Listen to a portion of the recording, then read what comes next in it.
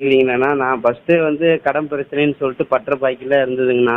வெளியில் கொஞ்சம் எல்லாம் பள்ளிக்கூடத்தில் ஃபுல்லாக எல்லாம் ஃபைனான்ஸ் எல்லாம் வாங்கி வச்சுருந்தேன்னு சொல்லிட்டு அவங்க பிரச்சனை தாங்க முடியல. அதனால் கடன் பிரச்சனைன்னு சொல்லிட்டு நாங்கள் ஃபஸ்ட்டு கொண்டு போய் தனலட்சுமி சீனிவாசாவில் கொண்டு போய் என்னை சேர்த்தாங்கண்ணா. சேர்த்துட்டு அதுக்கப்புறம் எல்லாம் முடிஞ்சிடுச்சு. இப்போ எனக்கு 5 மாதம் ஆகி போச்சுங்கண்ணா.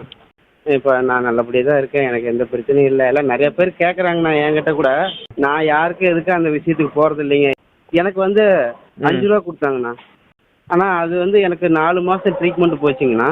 ஃபஸ்ட்டு சேலத்தில் கூப்பிட்டு போய் ட்ரீட்மெண்ட் பார்த்தாங்க. நம்ம 4500 கட்டி மொத்தம் உடம்புல இருக்கிறது எல்லாமே செக் பண்ணாங்க. எல்லாமே அவங்க செலவு தாங்கண்ணா. அது எல்லாமே அவங்களுக்கு தான். எல்லாமே அவங்க தான் பார்த்துக்கிட்டாங்க. அப்புறம் ஒரு 3-4 மாதம் ட்ரீட்மெண்ட் போச்சுங்கண்ணா. அப்புறம் போயிட்டு அப்புறம் கடைசியாக மதுரை கூட்டிகிட்டு போய் அப்புறம் அதுதான் கடைசி டெஸ்ட்டுங்கண்ணா. அப்புறம் டிஎஸ்பிலாம் பார்த்தேன் அங்கே போய்.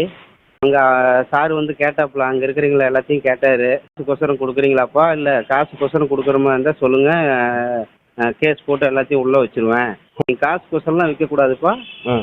ஏதாவது வந்து உங்களுக்கு ஏதாவது பிரச்சனைனா சொல்லுங்கள், நாங்கள் அதை கூட சால்வ் பண்ணுறோம். நாங்கள் இல்லைங்க சார், அவங்க எங்கள் சொந்தக்காரங்க தான் சொல்லிட்டு அதெல்லாம் முடிச்சதுக்கப்புறம் கடைசியாக அப்புறம் டாக்டர் உட்காந்து பேசுவாங்கண்ணா. தனலட்சுமி சீனிவாசா போனாங்க, கடைசி அங்கே போனோம். அப்புறம் அங்கே போய் டாக்டர்கிட்ட போய் கேட்டோம்.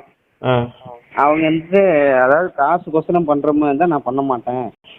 இல்லைப்பா, நீங்கள் வந்து ஏதாவது சொந்தக்காரர் மூலிமா உங்கள் அண்ணனுக்கோ உங்கள் அம்மாவுக்கோ கொடுக்குறதா இருந்தால் சொல்லு, நான் பண்ணுறேன். நான் அப்புறம் நமக்கு தான் இங்கே வந்து ஏகப்பட்ட பிரச்சனைங்களே. எல்லாம் ஃபைனான்ஸுக்காரங்க பற்ற பாக்கி எல்லாம் தலைக்கு மேலே இருக்குதுங்கன்னா எல்லாம் கொஞ்சம் கூட எல்லாம் மரியாதை இல்லாமல் கெட்ட வார்த்தையில் பேசிட்டு பணத்தை கட்டு ராவடி பண்ணதுனால சரி அப்புறம் அவங்கக்கிட்ட போய் சொல்ல வேண்டியதாக.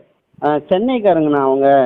அவங்க வந்து ஆஸ்பத்திரிக்கு மட்டும்தான் வான்னு சொல்லுவாங்க. அதனால் நாங்கள் இங்கே பள்ளிப்பாளையத்துலேருந்து பஸ் ஏறி நேராக அங்கே பெரம்பலூர் ஆஸ்பத்திரிக்கு போயிடுவோம். அவங்க வர்றது தெரியாதுங்கண்ணா, போகிறது தெரியாது. அதாங்கண்ணா, அவங்க அங்கே ஆஸ்பத்திரி நாம் கொடுக்குறோம் பார்த்தீங்களா, அந்த அக்காவுக்கு நான் கொடுத்தேன். அந்த அக்கா மூலியமாக தான் நாங்கள் ஃபோனில் நான் அந்த அக்கா மூலியமாக ஃபோனில் பேசிக்கிட்டு இப்போ அந்த அக்கா இங்கே வாக்கண்ணே, நான் இந்த ட்ரீட்மெண்ட்டில் உட்காந்துட்ருக்கிறேன் அப்படிம்பாங்க.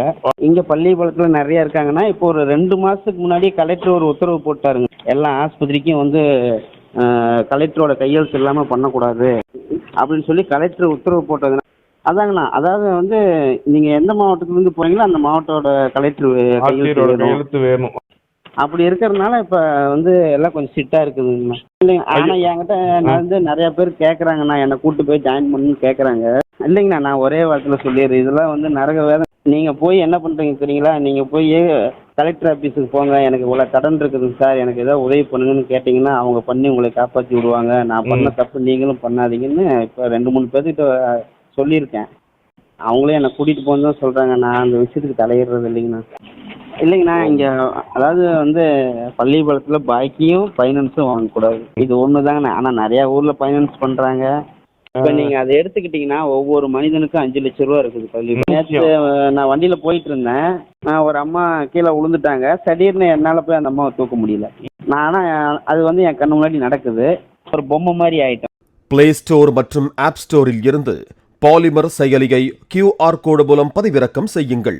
செய்திகளை உடனுக்குடன் பெறுங்கள்.